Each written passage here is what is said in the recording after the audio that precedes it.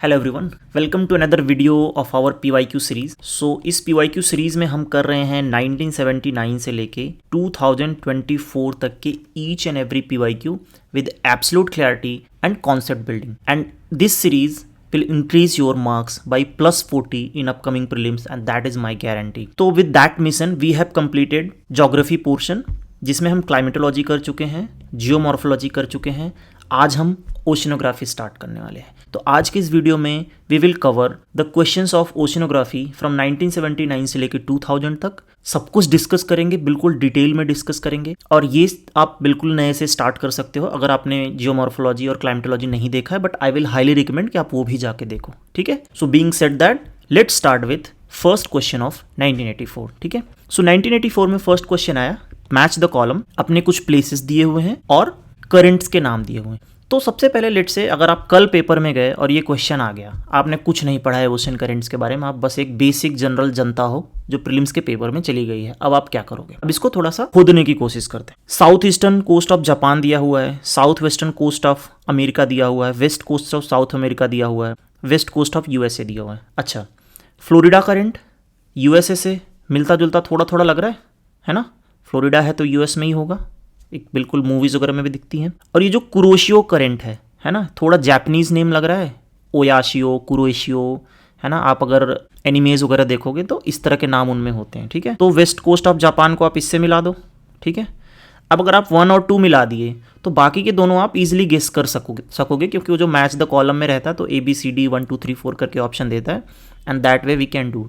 हम यहाँ पे इसके बारे में डिटेल में स्टडी करेंगे। तो इसमें क्या दिया हुआ है? इसमें दिया हुआ है कि आपके ये बहुत सारे करंट्स हैं और उनके प्लेसेस के बारे में पूछा है। ठीक है, तो अगर आपको मैं होमवर्क दूं तो मैं होमवर्क आपको क्या दूंगा इसमें कि आपको वार्म एंड कोल्ड करंट्स सारी पढ़नी है, उनके लोकेशन क्या है वो पढ़ना है, और उनके क्या फीचर्स होते हैं वो पढ़ने हैं। बट इसमें हम थोड़ा सा डिस्कस करेंगे इन ब्रीफ कि आपको किस तरह से थोड़ा सा आइडिया लग जाए कि कौन सी करंट्स कहाँ है, किस कॉन्टिनेंट में है, नॉर्थ हेमिस्फीयर में, साउथ हेमिस्फीयर में। तो इस तरह आप जाके फिर NCERT से या जो भी स्टैंडर्ड बुक है आप इसको ऐड करोगे। ठीक है, so let's start with current exploration. ठीक है, करंट दो तरह की होती है हमारी, एक कोल्ड करंट, एक वार्म करंट। कोल्ड करंट जो होती है जो कोल्ड वाटर मास को कैरी करती है, वार्म करंट जो होती है जो वार्म वाटर मास को कैरी करती है। ठीक है, तो ये है NCERT का अपना स्टैंडर्ड इमेज। तो इसमें बहुत सारी करंट्स हैं। अब देखो, जैसे हमने ये देखा ना कि southern east coast of USA, तो southern east coast of USA क्या हो गया अपना? तो साउदर्न ईस्ट में ये है ना, north east south, southern east ये हो गया US का। तो यहाँ पे गल्फ स्ट्रीम बह रही है। अब गल्फ स्ट्रीम क्या है? ये वार्म करंट है। ठीक है, ये जो रेड वाली हैं ये सारी वार्म करंट हैं, ब्लू वाली हैं ये सारी कोल्ड करंट है। तो गल्फ स्ट्रीम है। अब बट यहाँ पे तो ये वाला नाम दिख नहीं रहा है फ्लोरिडा करंट का। तो जो फ्लोरिडा करंट है ना उसका नाम है, लोकल नाम है वो। एज ए ग्लोबल हम इसको गल्फ स्ट्रीम बोलते हैं, लेकिन जब आप इसको थोड़ा जूम इन करोगे तो यहाँ पे आपको फ्लोरिडा करंट, फिर यहाँ पे आपको ये कैरेबियन करंट दिखेगा क्योंकि ये कैरेबियन आइलैंड है। यहाँ पे देखो गियना करंट दिखेगा क्योंकि साउथ अमेरिका में ये नॉर्थ गियना, ये गियना करके कंट्रीज है ना, तो इन्होंने अपने नाम पे मतलब लोकल नाम है इसका, बट ओवरऑल हम इसको वो बोलते हैं अपना गल्फ स्ट्रीम। ठीक है, ये साउथ ईस्टर्न कोस्ट पे अपना फ्लोरिडा करंट आ गया। उसके बाद आप देखो नेक्स्ट कहाँ था? West coast of south Africa. चलो साउथ अफ्रीका देखते हैं। अपना साउथ अफ्रीका यहाँ कहीं होगा, है ना। वेस्ट कोस्ट ये रहा। ठीक है, यहाँ से बेंगुएला करंट बह रही है। बेंगुएला करंट कैसी है? ये कोल्ड करंट है। ठीक है, तो आपने इसको west coast of south Africa को इससे मिला दिया। ठीक है, south western coast of south America. ठीक है, साउथ अमेरिका को एक्सप्लोर करो। साउथ अमेरिका ये रहा। साउथ वेस्टर्न पूछ रहा है ना, नॉर्थ ईस्ट साउथ वेस्ट, इस वाले कोस्ट के बारे में पूछ रहा है। तो ये पेरू करंट है, इसको पेरू को पेरुवियन करंट भी बोलते हैं। ठीक है, ये कोल्ड करंट है क्योंकि ऑब्वियसली अगर आप इसको थोड़ा ध्यान से देखोगे तो पोल से होते हुए आ रही ना, तो ये कोल्ड करंट ही होगी। फिर यहाँ पे एक इस पे फॉकलैंड करंट भी चलती है। फिर अगर आप अपने इंडियन ओशन में देखो तो इंडियन ओशन की भी बहुत सारी करंट्स हैं जो आपको पढ़नी चाहिए, जो अपने नोट्स में ऐड करनी चाहिए। ठीक है, ये होमवर्क आपको करके आना है। ये भी देख लेते हैं क्या है इसमें अपने, जैसे ये है ना, ये गल्फ स्ट्रीम हो गई, यहाँ पे कुरोशियो करंट हो गई, ये ईस्ट ऑस्ट्रेलियन करंट है, ये वेस्ट ऑस्ट्रेलियन करंट है, इसको ल्यूवियन करंट भी बोलते हैं। तो इस तरह से आपको बहुत सारी लोकल करंट्स के बारे में आइडिया लगेगा। एंड ट्रस्ट मी, ये 1984 का क्वेश्चन 2024 में रिपीट हुआ है। मैं दिखाऊंगा आपको कि कैसे हुआ है। आपको लगेगा ना कि अरे ये तो फैक्चुअल क्वेश्चन है, अब नहीं पूछता यूपीएससी ने यही पूछा है एक ऑप्शन में। याद है वो जो आइसोथर्म वाला क्वेश्चन आया था कि कौन सा आइसोथर्म जनवरी में ज़्यादा मुड़ जाता है नॉर्थ में, साउथ में। फिर उसका सेकंड ऑप्शन था कि कौन सी करंट की वजह से ये चीज़ें होती हैं। तो आप जब आपके 2024 का क्वेश्चन देखोगे आपको चमकेगा कि हाँ ये सही चीज़ है, ठीक है। तो आपको ये पूरा कंप्लीट करना है। तो बीइंग सेड दैट 1984 का ये क्वेश्चन कंप्लीट हुआ। हमने ओशन करंट, उनके हॉट कोल्ड, लोकेशन और थोड़े से फीचर के बारे में जान लिए, ठीक है। 1986 mean sea level MSL is, ठीक है। ये पूछ रहा है कि भाई मीन सी लेवल क्या है। मीन सी लेवल क्या है? एवरेज लेवल ऑफ सी, मतलब जो सी का जो एवरेज लेवल है उसको मीन सी लेवल बोलते हैं, जो पानी सरफेस का वाटर लेवल है। तो अब इसका देखो सिग्निफिकेंस क्या है कि जब जब ग्लोबल वार्मिंग होती है ना, मीन सी लेवल है वो बढ़ जाता है, तो कोस्टल कंट्री घबराने लगती हैं, हाय तौबा मचाती हैं कि अब हम डूब जाएंगे। तो इसलिए mean sea level is a significant terminology in context of global warming and drowning of coastal countries. 1989 देखो रिपीट हो गया ना, which of the following is cold current, ठीक है। अब लैब्राडोर, गल्फ स्ट्रीम हमने पढ़ लिया, ये वार्म करंट है, ठीक है। कुरोशियो, ये हमने अभी पढ़ा ना, कुरोशियो कहाँ गया, दिस इज ये ना, कुरोशियो भी आपका वार्म करंट है। लैब्राडोर करंट ये आ रही है, देख रहे हो, ये अपना नॉर्थ पोल से निकलती हुई लैब्राडोर आ रही है, तो अपना कोल्ड करंट हो जाएगी। तो आपका ऑप्शन ये वाला हो जाएगा, ठीक है। सो ऐसे ही आप अभी देखोगे कि ओशन करंट पे कितने सारे क्वेश्चंस रिपीट हुए। बस आपको ये दो चीज़ें याद करनी है, ये आपका ये वाला ग्राफ, ये वाला ग्राफ और ये वाला ग्राफ, मतलब उसके बेसिक थोड़े से फीचर, ग्राफ कह रहा हूँ sorry, map, and you will be able to do most of the questions, ठीक है। चलो 1990, ये थोड़ा सा कॉन्सेप्ट वाला क्वेश्चन है, ये थोड़ा सा ट्रिक वाला क्वेश्चन है, और इसको देखते हैं। 1990 में आया, the continental shelf surrounding the Indian coast is widest, मतलब जो कह रहा है कि जो इंडियन कोस्ट है अपना, कौन सा जो मतलब कोस्ट है जो वाइडेस्ट है। अच्छा, तो अगर इसका थोड़ा सा बेसिक हम जाने तो जो अपना इंडियन पेनिनसुला जब यहाँ से गोंडवाना लैंड का पार्ट था, जब चलते हुए आगे आया हिमालयन मतलब यूरेशियन प्लेट से जब टकराया, तो अपना ये फिर प्यारा भारत बना। उसके बाद क्या हुआ कि यहाँ पे जो एक हल्की सी प्लेट थी ना, मतलब इनका जो ये इस कॉन्टिनेंटल का एक हल्का सा जो प्लेट था साइड वाला, वो टूट के गिर गया, तो यहाँ बहुत सारी कॉन्टिनेंटल सेल्फ का मतलब बन गई, कॉन्टिनेंटल सेल्फ बन गई। बट जो इधर के कॉन्टिनेंटल सेल्फ हैं वो क्या हुआ है कि जो नदियाँ सेडिमेंट लाई हैं उनकी वजह से बना है। तो इधर के जो कॉन्टिनेंटल सेल्फ होंगे वो उतने चौड़े नहीं होंगे जितना इधर का है, क्योंकि इधर का land mass already well developed था और वो टूट के गिर गया समुद्र में।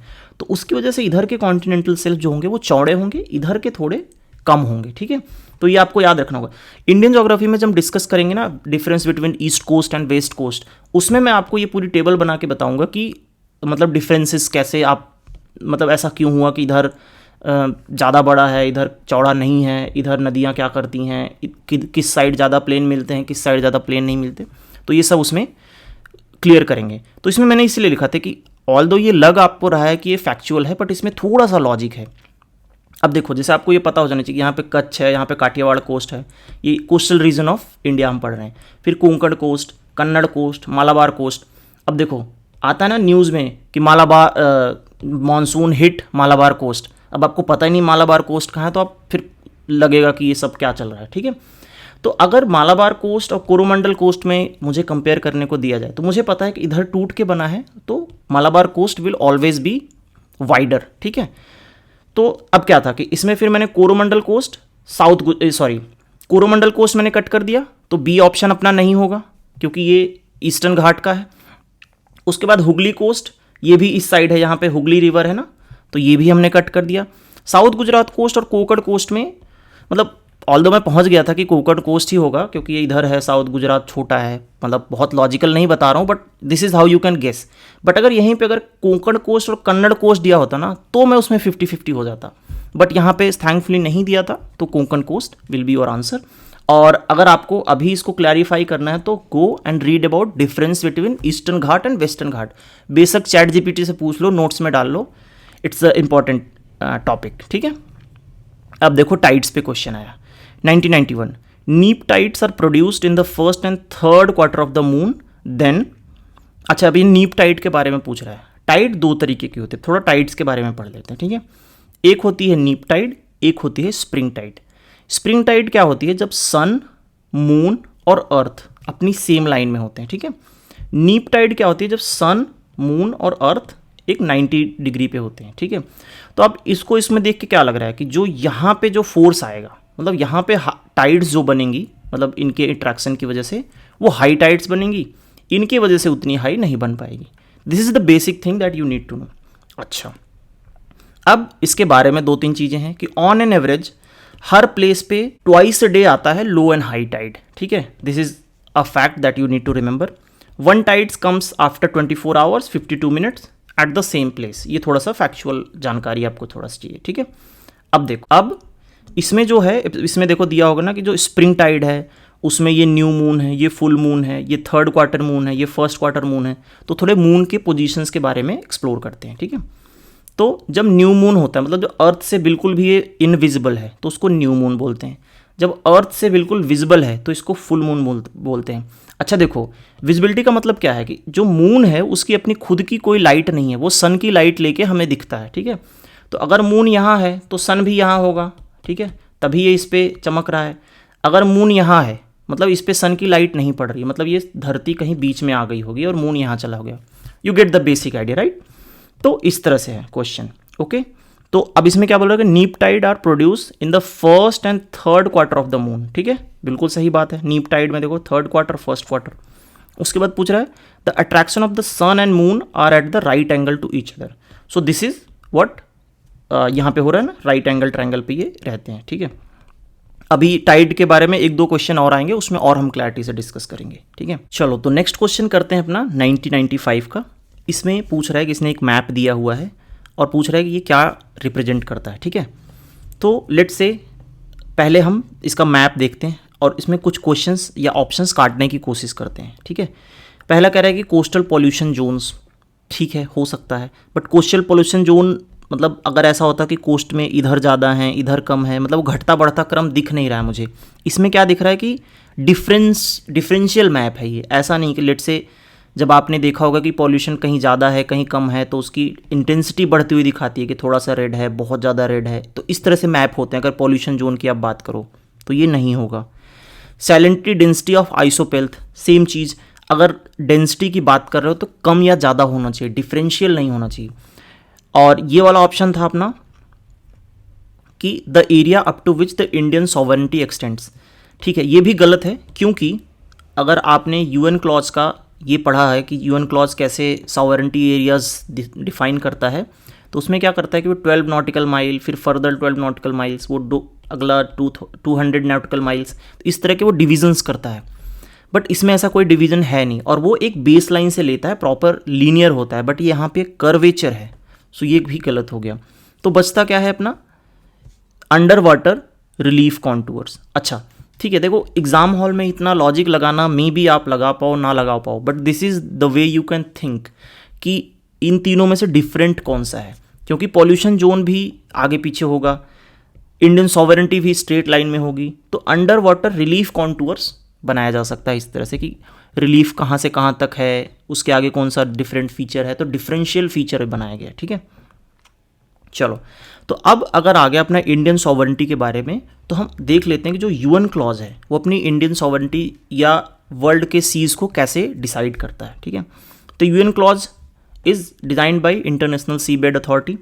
तो ये क्या करता है कि सबसे पहले ये एक बेस लाइन बनाता है, ठीक है। लेट से अपना ये प्यारा भारत है और यहाँ पे अपने छोटे मोटे आइलैंड्स हैं, या ऐसे मुंबई का वो फैला हुआ है, इधर गुजरात का कुछ है, इधर ऐसी चीज़ें, तो एक वो बेस लाइन निकालेगा, इसके अंदर के सबको वो इंटरनल वाटर बोलेगा, ठीक है। तो इंटरनल वाटर जो होगा उसमें आपकी कंप्लीट सॉवरेनिटी रहेगी।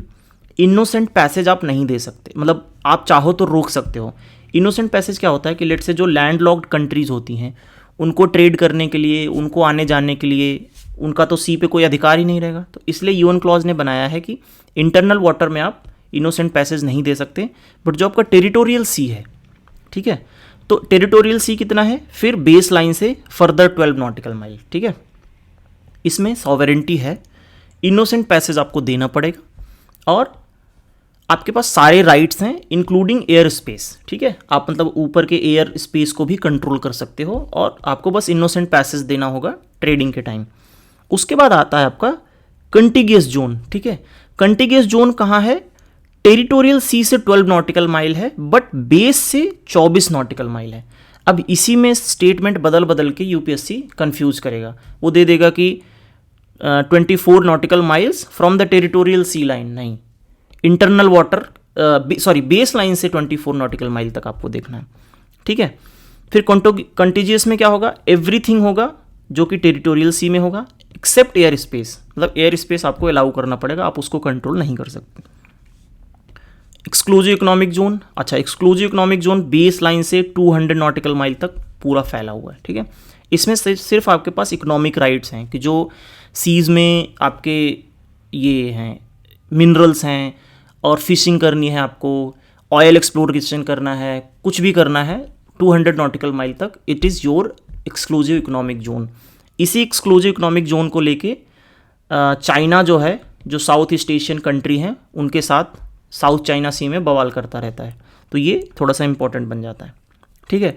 और बाकी जो उसके बियॉन्ड आती है ना 200 नॉटिकल माइल के बाद, वो हाई सीज बोला जाता है। They are open for the all mankinds, ठीक है। इस पर किसी का हक नहीं है, ये सबके लिए है, ओके। सो ये यूएन क्लॉज के थोड़े थोड़े फीचर्स आपको जानने पड़ेंगे। आप प्लीज़ मेक श्योर कि आप इसको नोट्स में ऐड करो और ये वाली इमेज भी ऐड करो, ओके। 1997 क्वेश्चन आता है कि विच one of the following factor is responsible for the change in regular direction of ocean currents in the Indian ocean, ठीक है। चलो सोचते हैं। Indian ocean is a half ocean, ठीक है, बट उससे मतलब डायरेक्शन रिवर्सल क्यों हो रहा है? So I don't agree with this one, ठीक है। उसके बाद कह रहे हैं Indian ocean has monsoon drift. Yes, monsoon drift होता है, और मानसून में हमें भी पता है कि रिवर्सल भी होता है। पहले अपना साउथ वेस्ट मानसून चलता है, फिर नॉर्थ ईस्ट मानसून चलता है, और वो क्यों होता है? जब हमारा ITCJ शिफ्ट होता है ना विद द सन डायरेक्शन, इसकी वजह से ये होता है, ठीक है। Indian ocean is a land locked ocean, बिल्कुल नहीं, खुला हुआ है। Indian ocean has greater variation in salinity, नहीं, इंडियन ओशन में सैलिनिटी वेरिएशन करने का मतलब कोई फैक्टर ही नहीं है, क्योंकि बहुत बड़ा ओशन है, और ऐसा भी नहीं कि लैंड लॉक्ड है या अपना टेम्परेट जोन से बाहर है जहाँ पे सैलिनिटी का ज़्यादा वेरिएशन होता है। आगे के चैप्टर्स में पढ़ेंगे कि सैलिनिटी को इम्पैक्ट क्या क्या करता है, ठीक है। तो ले दे के अपना बी ऑप्शन बचता है कि Indian ocean has monsoon drift, और उसी की वजह से जो अपना सीजनल रिवर्सल होता है विंड्स में, ठीक है। सो अब ये मॉनसून का रिवर्सल थोड़ा सा देख लेते हैं। ऑल्दो ये मॉनसून के चैप्टर में हमने काफ़ी अच्छे से डिस्कस किया हुआ है, क्लाइमेटोलॉजी और क्लाइमेटोलॉजी में डिस्कस किया हुआ है, ठीक है। तो इंडियन ओशन इस समय समर में दिखा रहा है। समर में क्या होता है कि जो ITCJ है थोड़ा सा शिफ्ट हो जाता है, तो यहाँ पे अपना ये लो प्रेशर बन जाता है, यहाँ पे हाई प्रेशर बनता है, तो हाई से लो चलती है। फिर सेम क्या होता है विंटर में, ये सब ट्रॉपिकल जेट स्ट्रीम इधर आ जाती है और यहाँ पे हाई प्रेशर बन जाता है, फिर हाई से लो चलता है। ये आपने मानसून के चैप्टर में अच्छे से पढ़ा होगा, ठीक है। ओके, तो 1997 का ये क्वेश्चन हो गया, एंड ये मानसून विंटर रिवर्सल की वजह से। मानसून का एक कैरेक्टरिस्टिक्स भी है कि reversal of the winds is known as a monsoon type climate, ठीक है। देखो 1999 में फिर से वही अपना टाइडल थ्योरी वाली क्वेश्चंस आ गए। अब इसमें इसने एक इमेज दिया हुआ है, कह रहा है कि at which one of the following position shown in the diagram high tide of ocean will be maximum. तो ये पूछ रहा है कि हाई टाइड मैक्सिमम कहाँ होगी। अब देखो ये अपनी धरती है, ठीक है, ये मून है और ये सन है, ठीक है। अब हाई टाइड में बेसिकली एक्ट क्या करता है? Gravitational pull. तो इस M4 पोजीशन पे ही इसकी ग्रेविटी इसको इधर पुल कर रही है, इसकी ग्रेविटी इसको इधर पुल कर रही है, मतलब दोनों एक दूसरे को एड कर रहे हैं। सो M4 इज द पोजीशन जहाँ पे टाइड की जो साइज है वो हाईएस्ट होगी, ठीक है। So I hope this is absolute clear. अच्छा देखो ये भी दिया हुआ है कि जो M2 है और M4 है दोनों पे हाई टाइड की सिचुएशन होती है, क्योंकि M2 पे भी हाई टाइड बनता है because of the centrifugal force. देखो इसके डेरिवेशन में हमें नहीं जाना है, बट आपको ये मान लो कि M2 और M4 पे भी हाई टाइड बनती है, M1 और M3 पे लो टाइड बनता है। तो बट जो M4 का हाई टाइड होगा वो हाईएस्ट होगा, ठीक है। ये थोड़ा सा आपको रटना है। रटना क्या है, बेसिक क्लियर है, बस वो सेंट्रीफ्यूगल वाला डेरिवेशन हम नहीं करना चाह रहे। अच्छा देखो नेक्स्ट फिर से टाइडल पे ही क्वेश्चन आ गया 2000 में। अब इसमें क्या बात कर रहा है कि 4 स्टेटमेंट दिए हुए हैं, इनको पूछ रहा है कि सही है गलत है। पहला है tides are of great help in navigation and fishing, ठीक है, there is no reason to cut this option, तो इसको मान लेते हैं। तो 1 किस में नहीं है, चलो ये कट हो गया।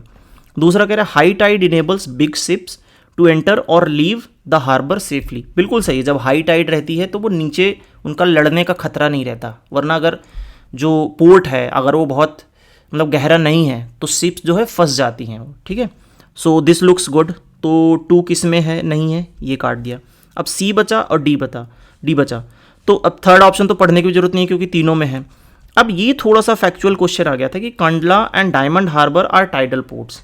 तो ये मुझे नहीं पता था, बट मतलब मैंने गेस वर्क लिया था कि हाँ ठीक है होगा, क्योंकि कांडला इधर अपने गुजरात साइड है और वहाँ पे कॉन्टिनेंटल सेल्फ जो है वो उतनी चौड़ी या उतनी अच्छी नहीं है कि नेचुरल पोर्ट को सपोर्ट कर सके, इसलिए मे बी होता होगा कि हाई टाइड में ही वहाँ के पोर्ट्स ज़्यादा एक्टिव होते हैं। ठीक है, दिस वाज माय लॉजिक। ठीक है, तो अब अगर आ गया इसके बारे में तो थोड़ा सा कांडला और डायमंड हार्बर के बारे में थोड़ा सा पढ़ लेते हैं। ठीक है, तो कांडला पोर्ट जो है ये है, इसका नाम दीनदयाल पोर्ट भी है। ये यहाँ पे जो कांडला क्रीक भी बोलते हैं इसको, तो उसमें है ये कांडला पोर्ट और ये टाइडल पोर्ट है।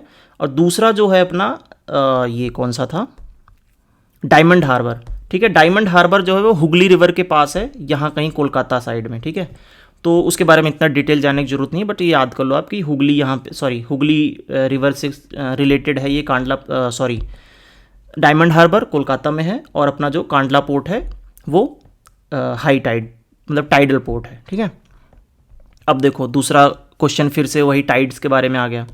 पूछ रहा है कि during the neap tides the high tide is lower and the low tide is higher than usual. अच्छा, the neap tide unlike the spring tide occurs on the new moon instead of the full moon. अच्छा देखो, ये exact repeat question है। उसमें क्या था कि जो नीप टाइड होती है ना वो ऐसे होती है। ठीक है, ये है अपना नीप टाइड। ये किस पे होती है, 3/4 क्वार्टर मून पे या फिर 1/4 क्वार्टर मून पे, है ना। तो ये रीजनिंग तो बिल्कुल गलत है। अगर रीजनिंग गलत हो गई तो आपका सी ऑप्शन सीधा आ गया। बट अब जब ये अपने पास आ गया है तो इसको हम अपने नोट्स में ऐड करेंगे। तो ये क्या बोल रहा है कि during the neap tide the high tide is lower. अच्छा, ये नीप टाइड हो गई।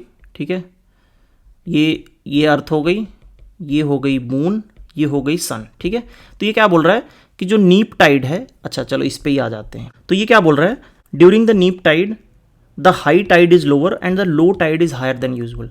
अब इस ऑप्शन को आप देखो क्या कह रहा है कि low tide is higher than usual. Of course, क्योंकि जब ये नीप टाइड के पोजीशन में है तो जो मून और सन का ग्रेविटेशनल पुल है that is working in the same direction. तो जो लो टाइड भी बनेगी ना वो भी हायर बनेगी दैन द यूजुअल, बिकॉज मतलब ऐसे भी आप समझ लो कि every action has exact and opposite reaction. तो अगर हाई टाइड बहुत हाई बनी है तो लो टाइड भी नॉर्मल रेंज से हाई बनेगी। ठीक है, so this is how we have completed our 2000 से लेके 79 से लेके 2000 तक के सारे क्वेश्चन। ठीक है, और नेक्स्ट में हम क्या करेंगे, ओशिनोग्राफी के 2000 से लेके 2013 तक के क्वेश्चंस करेंगे। उसके बाद 2013 से 2024 तक के क्वेश्चन करेंगे। आई थिंक 17-18 क्वेश्चंस और बचे हुए हैं 2024 तक, वो मैं अगले क्वेश्चन में कवर करा दूंगा। इसमें आप लोग को कोई डाउट है तो जाके थोड़ा सा खुद रिसर्च करो अगर कुछ चीज़ समझ नहीं आई है, बट PYQ बिना फिनिश किए प्रीलिम्स देने नहीं जाना है। ठीक है, सो अगर आप यहाँ तक आ चुके हो देन आपका फ़र्ज़ बनता है इस वीडियो को लाइक करो।